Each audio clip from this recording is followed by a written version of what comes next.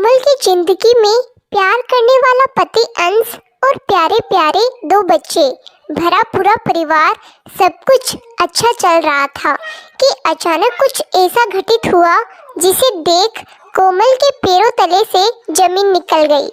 कोमल अपने भाई बहनों में सबसे बड़ी थी। जब अंश के साथ विवाह तय हुआ तो पिता गर्व से कहते, मेरी बेटी ससुराल में भी अपने पिता का नाम खूब रोशन करेगी। आखिर बेटी किसकी है, माँ भी खुश होकर कहती है। अपने नाम के जैसे कोमल स्वभाव के होने के कारण ससुराल में भी चहेती हो गई। अंश भी कोमल का बेहद ख्याल रखता था। समय पंख लगाकर उड़ रहा था। बच्चे बड़े हो रहे थे, सब अपने में व्यस्त होते जा रहे थे। पर कहते हैं, कोई भी खुशी ज़्यादा दिन नहीं टिकती। कभी कभी कुछ ऐसा हो जाता है जिसकी हम कल्पना भी नहीं कर सकते। कोमल का पति देखने में सुंदर और आकर्षक व्यक्तित्व का इंसान था और मिलनसार स्वभाव के कारण सबके बीच घुल मिल जाता। कोमल की प्रिय सहेली सुधा अक्सर कोमल से कहती थी, अपने पति पर नजर रखा कर, वो जैसा दिखता है वैसा नहीं है। पति प्रेम में डूबी कोमल कहती, मुझे तेरी यही बात अच्छी नहीं लगती सुधा। मैं कोई भी बात सोच समझकर कहती हूँ कोमल। यही बात करनी हो तो मुझे मत बुलाया कर। उसने सुधा से मिलना जुलना बंद कर दिया। एक दिन तेज बारिश हो रही थी। बेटे ओम को बहुत तेज बुखार था और अंश का फोन लग ही नहीं रहा था। ऐसे में उसे सुधा की याद आई। उसने सुधा को फोन किया, सुधा ओम को बहुत तेज बुखार है, अंश भी नहीं आए, तुम आ सकती हो। सुधा बच्चों की डॉक्टर थी। उसने आकर ओम को दवा दी और कोमल के पास आकर बैठ गई। माफ करना कोमल, मुझे तुम्हारे अंश के लिए वो सब नहीं कहना चाहिए था, पर फिर भी इतना कहूँगी, थोड़ा आगे पीछे देखना सीखो। सुधा उसका हाथ पकड़कर बोली, अच्छा चलती हूँ। इतना कहकर सुधा तो चली गई, पर मन में कई सवाल छोड़ गई। देर रात तक जब अंश नहीं आया तो कोमल को बेहद चिंता होने लगी। आज इतनी बेचैनी क्यों? ऐसा पहली बार नहीं हुआ। अंश का तो हर दूसरे तीसरे दिन रात का देर से आना होता था, पर कोमल ने कभी उसे गंभीरता से लिया नहीं। वो अंश से बहुत प्यार करती थी। अंश ने भी कभी कुछ महसूस नहीं होने दिया, पर सुधा की बातों ने आज उसकी नींद उड़ा दी थी। वो बार बार फोन लगाती, पर हर बार फोन बंद आ रहा था। आज पहली बार अंश का देर से आना उसे बेचैन किए था। समय बीत रहा था। रात के यही कोई 2:30-3 बजे होंगे। शायद अंश आ गए। गाड़ी की आवाज़ सुन कोमल दौड़कर खिड़की पर पहुंची।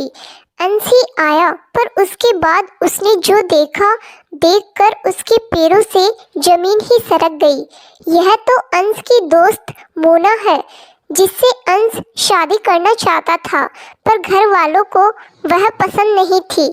उन्होंने अंश और मेरी शादी करवा दी थी। तो क्या अंश आज भी उसके साथ? नहीं नहीं, ऐसा नहीं हो सकता। अपने मन को समझाती कोमल फिर बाहर झांक कर देखती है। इतना बड़ा धोखा! एक दूसरे को गले लगाए अंश और मोना इस बात से अनजान कि हर बार की तरह आज कोमल सो नहीं रही थी। कोमल अपने सपनों को बिखरते देख रही थी। अंश से इस तरह का धोखा मिलेगा, कोमल ने सपने में भी नहीं सोचा था। अंश के पास घर की चाबी रहती थी, तो वह दरवाज़ा खोल अंदर आकर चुपचाप अपने बेडरूम में आया तो कोमल को खिड़की के पास खड़े देख समझ गया कि आज उसकी पोल खुल चुकी है। कोमल, कोमल यहाँ क्या कर रही हो? सोई नहीं अभी तक? मैं अभी तक सो ही रही थी अंश, जागी तो आज हूँ। अभी तक सपनों की जिंदगी जी रही थी। आज मेरे सारे सपने बिखर गए अंश। मोना के साथ रहना था तो क्यों धोखा दिया तुमने मुझे? एक बार कहा होता तो मैं खुद ही चली जाती तुम्हारी जिंदगी से, फिर तुम्हें झूठे प्यार का नाटक नहीं करना पड़ता। मैंने तुम्हें कोई धोखा नहीं दिया। और ना ही दे सकता हूँ। मैं सच में तुमसे और बच्चों से बेहद प्यार करता हूँ। बस एक बात, मेरी पूरी बात सुन लो, फिर जो चाहे सज़ा दे देना, मुझे हर सज़ा मंजूर है। कोमल ने कोई जवाब नहीं दिया, बस रोती रही। यह सच है कोमल, मैं और मोना एक दूसरे से बहुत प्यार करते थे और आज भी करते हैं। मैं एक उच्च ब्राह्मण वर्ग का था और मोना एक दूसरे धर्म से होने के कारण माँ पापा मेरी शादी के सख्त खिलाफ थे। जब मैंने सबको अपना निर्णय सुनाया तो घर में बहुत विरोध हुआ। मैंने गुस्से में हमेशा के लिए घर छोड़ दिया। फिर हम दोनों ने चुपचाप कोर्ट मैरिज कर ली। अब कानूनी तौर पर हम पति पत्नी थे। पति पत्नी? यह सुनकर कोमल चौंकी। हाँ, हम दूसरे शहर में जाकर रहने लगे। घर में यह बात सिर्फ छुटकी को पता थी, पर किस्मत को शायद मेरी और मोना की खुशियाँ मंजूर नहीं थी। क्या हुआ ऐसा? बहुत देर से चुपचाप सुन रही कोमल ने पूछा। वही हुआ जो हमेशा प्यार करने वालों के साथ होता है। पापा को पता नहीं कैसे शक हो गया कि छुटकी को मेरे बारे में मालूम है कि मैं कहाँ हूँ। एक दिन उन्होंने छुटकी से पूछा, तुझे पता है ना अंश कहाँ है? नहीं, मुझे नहीं पता पापा। उसने मना कर दिया कि उसे भाई के विषय में कुछ नहीं पता। एक पापा का स्वाभिमान हर हाल में बेटे से जीतने की जिद पकड़ जाता है। एक दिन अचानक छुटकी का रोते रोते फोन आया, भैया जल्दी घर आ जाओ, पापा को दिल का दौरा पड़ा है और वो बहुत सीरियस है। वो कैसे भी थे पर मेरे पिता थे। यह खबर सुनते ही मैं बेटे का फर्ज निभाने पापा के पास पहुंच गया। पापा ने डॉक्टर दोस्त के साथ मिलकर बहुत बड़ी योजना बना रखी थी। कैसी योजना? एक ऐसी योजना कोमल जिसमें मेरी जिंदगी उलझकर रह गई। अंश आगे बताने लगा। डॉक्टर अंकल पापा कैसे हैं? कुछ कह नहीं सकते अंश, कुछ भी हो सकता है। तुम्हारे पापा की हालत बहुत नाजुक है। वो कोई भी ऐसी वैसी बात सहन करने की स्थिति में नहीं है। तुम लोगों को उनका बहुत ख्याल रखना पड़ेगा। क्या मतलब अंकल? आप सही बात बताइए। अंश, सही बात जानना चाहते हो तो सुनो। तुम्हारे पापा गंभीर हार्ट डिजीज से जूझ रहे हैं। ऐसी नाजुक स्थिति में ऑपरेशन भी संभव नहीं है। वो अब कुछ ही दिनों के मेहमान हैं। अब तुम लोग जितना ज़्यादा हो सके उन्हें खुश रखो। हम पापा को लेकर घर आ जाते हैं। मुझे क्या पता था कि यह सब मेरे प्यार को मुझसे छीनने की साजिश थी। मोना फ़ोन पर सबके हालचाल लेती थी और पूछती रहती थी कि कब आओगे। एक दिन, अंश, मैंने तुम्हारे लिए एक लड़की देखी है। वो लोग कल शगुन लेकर आ रहे हैं। शादी की सारी तैयारी हो चुकी है। बस छोटी मोटी रस्में पूरी करके 4 दिन बाद तुम्हारी शादी कर देंगे। पापा, मैं शादी नहीं कर सकता। आप जानते हैं मैं मोना से। ओ, मेरी बात अधूरी ही रह गई और पापा अपना दिल पकड़कर बिस्तर पर गिर गए। यह देख माँ और छुटकी रोने लगी। माँ रोते रोते कहने लगी, अंश, तुझे अपने पापा की जान की बिल्कुल परवाह नहीं है क्या? क्यों उनकी जान लेना चाहता है? मैं तेरे हाथ जोड़ती हूँ अंश, पापा का कहा मान लो। मेरे सुहाग को बचा लो अपने पापा को अंश।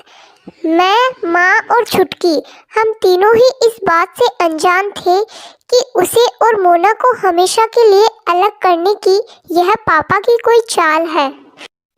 मैंने मोना को सारी बातें बताई कि मैं कैसे भंवर जाल में फंस गया हूँ। एक तरफ पापा की जिंदगी है, माँ के आंसू है, दूसरी तरफ मेरी जिंदगी है। तुम्हारे पापा को हमारी वजह से कुछ हुआ तो मैं खुश नहीं रह पाऊंगी अंश। मैं कभी तुम्हारी माँ का सामना नहीं कर पाऊंगी। तुम वही करो जिसमें माँ की खुशी है। उसने भी मेरी मजबूरी समझी और पापा की हर बात मानने के लिए मुझे मजबूर कर दिया और फिर इस तरह से तुम मेरी जिंदगी में आ गई। धोखा मैंने नहीं, इस जिंदगी ने दिया है तुम्हें, मुझे और मोना को। शादी के बाद जब माँ को पापा की सच्चाई पता चली तो वो उनकी धोखाधड़ी नहीं सहन कर पाई। आपने अपनी जिद में बेटे की खुशी छीन ली। पापा ने कुछ नहीं कहा, बस विजय हंसते चले गए। अंश, तेरे पापा की चाल का मुझे नहीं पता था। मुझे माफ़ कर दे बेटा। मुझे अकेले में रोते देख माँ खुद को बेटे की खुशियों का गुनहगार समझने लगी और बिस्तर से लग गई। इस गम ने जीने की आस छीन ली। वो जल्दी ही इस दुनिया को अलविदा कह गई और मोना भी सच जाने के बाद भी मुझे तुम्हारे साथ रहने को मजबूर करने लगी। जानना चाहोगी क्यों? क्योंकि उसकी नज़र में तुम तो कहीं से भी दोषी नहीं थी। वो तुम्हारी खुशियाँ नहीं छीनना चाहती थी। यही कारण है कि उसने कभी भी मुझे तुमसे दूर करने की कोशिश नहीं की।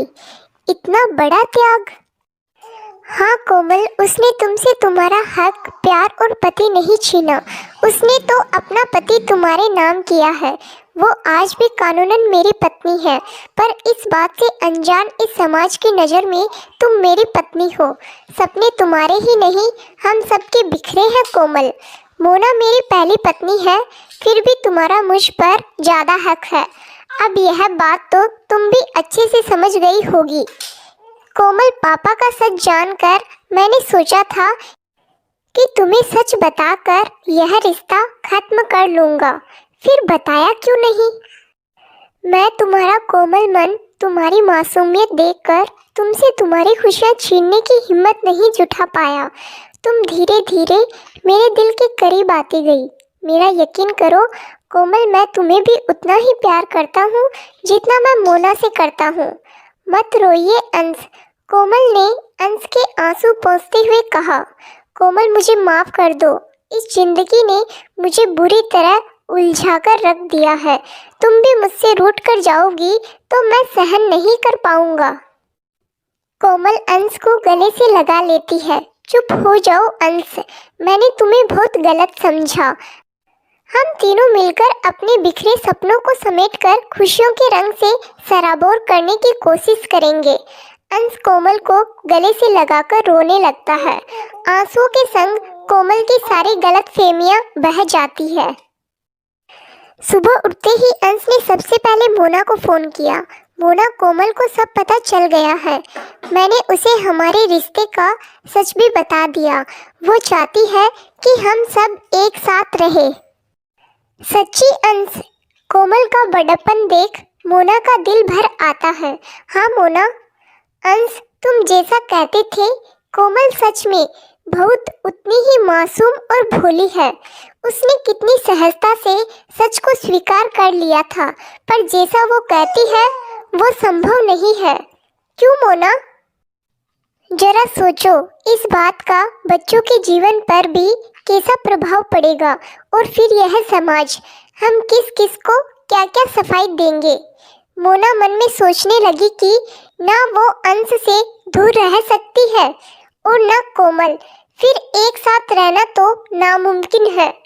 ऐसी टुकड़ों में बंटी हुई जिंदगी कभी भी अंश को स्थायी जीवन नहीं जीने देगी। बहुत सोचने के बाद मोना ने अंश की जिंदगी से दूर जाने का फैसला कर लिया और एक दिन बिना किसी से कुछ भी बताए मोना कहीं चली जाती है, और कहाँ गई यह कोई नहीं जान पाया। बस एक चिट्ठी लिखकर छोड़ गई जिसमें सिर्फ अंश से कुछ वादे लिखे थे। अंश ने मोना को बहुत ढूंढा पर वो कहीं नहीं मिली। कोमल तो अपने परिवार को पहले की तरह ही प्रेम से सींचने में लग गई। वही अंश कोमल के साथ खुश रहने की हर संभव कोशिश करता हुआ अंदर ही अंदर मोना के लिए तड़प रहा था।